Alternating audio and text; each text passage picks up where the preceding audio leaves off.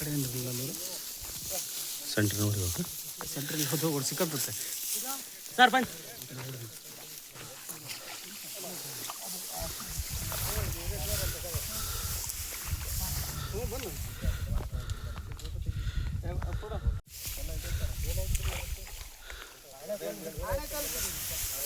ಮಳೆ ಬಂದ್ರೆ ಏನಾಗುತ್ತೆ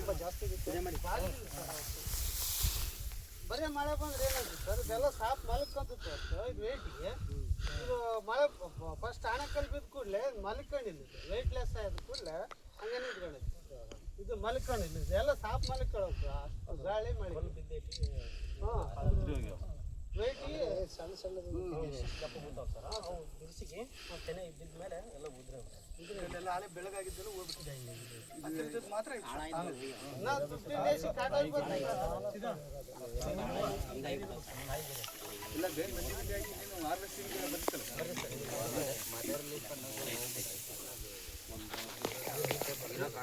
ಇರೋದಲ್ಲ ಸರ್, ಹಂಗಾಗಿ ಕಾಣುವಲ್ಲ ಸರ್.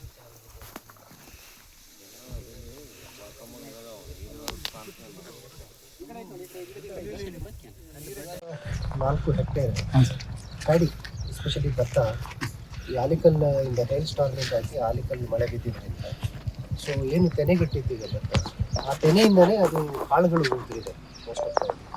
ಮತ್ತು ಕೆಲವು ಕಡೆ ಅದು ಬೆಳೆ ಕೂಡ ಅದು ಲಾಡ್ಜಿಂಗ್ ಆಗಿದೆ, ಅಂದರೆ ಮಲಗಿಬಿಟ್ಟಿದೆ.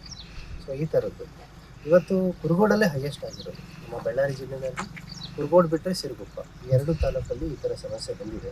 ಕುರುಗೋಡಲ್ಲಿ ಸುಮಾರು 434 ಹೆಕ್ಟೇರ್ ನಮಗೆ ಹೇಳಿದ್ದಾರೆ ಈಗ ಅಸೆಸ್ಮೆಂಟ್. ಓನ್ಲಿ ಭತ್ತ ನಾನು ಹೆಚ್ಚು ಕಮ್ಮಿ 450 ಹೆಕ್ಟೇರ್ಸ್ ಅಷ್ಟು ಓನ್ಲಿ ಭತ್ತ ನಮಗೆ ಇವತ್ತು ರಿಪೋರ್ಟ್ ಆಗಿದೆ. ಸೊ ಇದನ್ನು ನಾನು ಒಂದು ಕ್ರಾಸ್ ಚೆಕ್ ಮಾಡೋಕ್ಕೆ ಬಂದಿದ್ದೀನಿ. ಸೊ ಆ್ಯಕ್ಚುಲಿ ಫೀಲ್ಡಲ್ಲಿ ಏನಾಗಿದೆ, ರೈತರು ಏನು ಹೇಳ್ತಾರೆ ಅಂತ ತಿಳ್ಕೊಳ್ಳೋಕೆ ಬಂದಿದ್ದೀನಿ. ಸೊ ಈಗಾಗಲೇ ನಾವು ಈ ಮಾಹಿತಿಯನ್ನು ಪ್ರಿಲಿಮಿನರಿ ನಾವು ಅಪ್ಲೋಡ್ ಮಾಡಿದ್ದೀವಿ.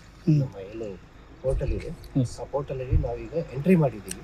ಸೊ ಇದಾದ ನಂತರ ಮುಂದಿನ ಆದಷ್ಟು ಬೇಗ ಯಾರಿಗೆಲ್ಲ ನಷ್ಟ ಆಗಿದೆ ಪರಿಹಾರ ಕೊಡೋದಕ್ಕೆ ಇಮಿಡಿಯೇಟ್ಲಿ ನಾವೀಗ ಆ್ಯಕ್ಷನ್ ತಗೊಳ್ತೀವಿ. ಸರ್ ಕೆಲವು ಕಡೆ ಈಗ ಯಾವುದೋ ಡ್ರೈ ಲ್ಯಾಂಡ್ ಅಲ್ಲ ಸರ್, ಭತ್ತ ಕೂಡ ಈಗ ಆನೆಕಲ್ಲು ಹೊರತಕ್ಕೆ ದರಗೊಳ್ಳುವಂತ ಮಾಹಿತಿ ಇದೆ. ಎಕ್ಸಾಕ್ಟ್ಲಿ ಈ ಸರಿ ನಾವು ಬೆಳೆಗೆ ನೀರು ಕೊಟ್ಟಿಲ್ಲ ನದಿಯಿಂದ, ಆದರೆ ಎಲ್ಲೆಲ್ಲಿ ವೆಟ್ನೆಸ್ ಇತ್ತು ಅಂದರೆ ತೇವಾಂಶ ಇತ್ತು ಮತ್ತು ಎಲ್ಲೆಲ್ಲಿ ಬೋರ್ವೆಲ್ ನೀರು ಜನರಿಗೆ ಅವೈಲೇಬಲ್ ಇತ್ತು ನಮ್ಮ ರೈತರಿಗೆ ಅಂಥ ಕಡೆ ಭತ್ತ ಮಾಡಿದ್ದಾರೆ ಅವರು.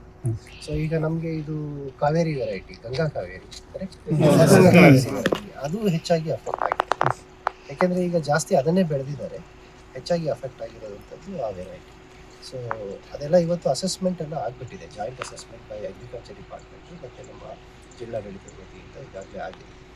ಸೊ ಏನು ಮುಂದಿನ ಪ್ರಕ್ರಿಯೆ ಇದೆ ಅದನ್ನು ಇಮಿಡಿಯೇಟ್ಲಿ ಮಾಡಿ ಈ ರೈತರಿಗೆ ಪರಿಹಾರ. ಸರ್ ಆಮೇಲೆ ಸರ್ ಯಾವ ಥರ ಪರ್ಸೆಂಟೇಜ್ ವೈಸ್ ಮಾಡ್ತಾರೆ ಇದು? ಈಗ ಕೆಲವರಿಗೆ RTC ಕೆಲವರೆಲ್ಲ ಭತ್ತ ಅಂತ ಮಾಡಿಸ್ಕೊಂಡಿರಲ್ಲ ಸರ್, ಬಟ್ ಆ ಥರ ಸಮಸ್ಯೆಗಳಿದ್ದಾಗ ಸರ್ ಈ ಪಾಣಿಗಳಲ್ಲಿ ಕೆಲವು ಬೆಳೆ ಒಂದಿರುತ್ತೆ, ಬಟ್ ಇಲ್ಲಿ ಬೆಳೆ ಆಗಿರೋದು ಒಂದಿರುತ್ತೆ. ನಾವು ಇಲ್ಲಿ go by the actual loss ಫೀಲ್ಡಲ್ಲಿ, ಅದಕ್ಕೆ ನಾನೇ ಬಂದಿದ್ದೀನಿ, ನೋಡಿದ್ದೀನಿ. ಸೊ ಆ technical issues we will sort. ನೀವು ಪರ್ಸೆಂಟೇಜ್ ವೈಸ್ ಪರ್ಸೆಂಟೇಜ್ ಈಗ 33% ಗಿಂತ ಹೆಚ್ಚು ಡ್ಯಾಮೇಜ್ ಆಗಿದ್ರೆ ನಾವು 100% ಡ್ಯಾಮೇಜ್ ಅಂತ ತಗೊಳ್ಳೋಕೆ ನಮ್ಮ NDRF ಗೈಡ್ಲೈನ್ಸ್ ಅಲ್ಲಿ ಅವಕಾಶ ಇದೆ. ಅದಕ್ಕೆ ನಾನು ನೋಡ್ತಾ ಇದ್ದೀನಿ ಈಗ ತೆನೆಗಳಲ್ಲಿ ಸುಮಾರು 50-60% ಅಷ್ಟು ತೆನೆ ಉದುರಿರುವಂತಹ ಪ್ರಕರಣ ಕಾಣ್ತಾ ಇದೆ. ಸೊ ಅದರಿಂದ ಅದನ್ನ 100% ಅಂತ ನಾವು ಸರ್. ಆಮೇಲೆ ನಮ್ಮ ತಾಲೂಕಲ್ಲಿ ಸರ್ ಈ ಕೃಷಿ ಯೋಗ್ಯ ಭೂಮಿಗಳೇನಿದಾವಲ್ಲ, ಈಗ ಗ್ರಾವೆಲ್ ಅಂತೇಳಿ ಏನಿದೆ ಸರ್, ಈಗ ಭೂಮಿ ರೈತರು ಈಗ ಕೃಷಿ ಇಲಾಖೆ ಕಡೆಯಿಂದ ನಾವು ಸಮತಟ್ಟು ಮಾಡ್ತೀವಿ ಭೂಮಿ ಅಂತ ಪರ್ಮಿಷನ್ ತಗೊಂತಾರೆ, ಅದನ್ನ ಇನ್ನೊಬ್ರು ಯಾರೋ ದಲ್ಲಾಳಿ ಕೊಟ್ಟು ಅಂದ್ರೆ ಆಳವಾಗಿ ಡಿಗ್ಗಿಂಗ್ ಮಾಡಿ ಎಲ್ಲ ಗ್ರಾವೆಲ್ ಎಲ್ಲ ಹೊಡಿತಿದ್ದಾರೆ ನಮ್ಮ ತಾಲೂಕಲ್ಲಿ. ಈಗಾಗಲೇ ಮೊನ್ನೆ ಟಾಸ್ಕ್ ಫೋರ್ಸ್ ಮೀಟಿಂಗ್ ಮಾಡಿದ್ದೀನಿ. ನಮ್ಮ ಗಣಿ ಇಲಾಖೆಯವರು, SP, CEO ಮತ್ತು ಕನ್ಸರ್ನ್ PWD ಇಲಾಖೆ ಎಲ್ಲರೂ ಸೇರಿ ಟಾಸ್ಕ್ ಫೋರ್ಸ್ ಮೀಟಿಂಗ್ ಅಲ್ಲಿ ಮಾಡಿ ಈಗ ರೈತರಿಗೆ ಅದ್ರ ಬಗ್ಗೆ ಈ ವಿಷಯ ನಮ್ಮ ಗಮನಕ್ಕೆ ಬಂದಿದೆ. ಸೊ ಅಂದರೆ ನಾವು ಎಷ್ಟು ಅಡಿ ಲೆವೆಲಿಂಗ್ ಅಂತ ಒಂದು ಪರ್ಮಿಷನ್ ಕೊಡ್ತೀವಿ. 3 ಫೀಟ್ ಅಂತ ಹೇಳ್ತಾರೆ ಸರ್, ಬಟ್ ಅದು 3 ಫೀಟ್ ಅಂತ ಹೇಳ್ತಾರೆ, ಬಟ್ ಇವರು 6 ಎಲ್ಲಿ ಚೆನ್ನಾಗಿಲ್ಲ ಅದನ್ನ ಮಾತ್ರ ಮಾಡ್ತಾ ಇಲ್ಲ, ಕಂಪ್ಲೀಟ್ ಹೊಲನೇ ತಗೊಂಡ್ಬಿಡ್ತಾರೆ. ಈಗ ಅದು ಏನಾಗ್ತಿದೆ ಅಂದ್ರೆ ರೈತರಿಗೆ ಮಾತ್ರ ನಮ್ಮ ಹೊಲ ಲೆವೆಲ್ ಮಾಡ್ಕೊಡ್ತಾರೆ ಅನ್ನೋದು ಮಾತ್ರ ಆಗುತ್ತೆ ಸರ್ ಅವ್ರ ಗಮನಕ್ಕೆ, ಬಟ್ ಇವ್ರು ವ್ಯಾಪಾರ ಮಾಡ್ಕೊಳ್ಳೋದು ಮಾತ್ರ ರೈತರ ಗಮನಕ್ಕಿಲ್ಲ. ನಿಜವಾಗ್ಲೂ ಲಾಸ್ ಆಗ್ತಿರೋದು ಲೈಸ, ದುಡ್ಡು ಮಾಡ್ಕೊಳ್ಳೋರು ಮಾತ್ರ ಇವರು.